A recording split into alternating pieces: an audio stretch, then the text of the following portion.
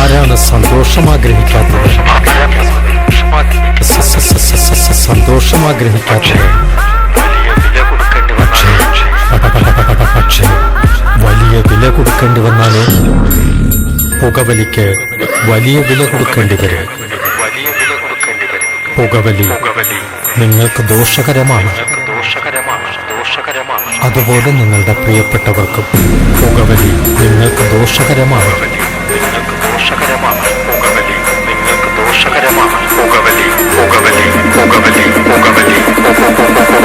പുകവലിക്ക് വലിയ വില കൊടുക്കേണ്ടി വരും.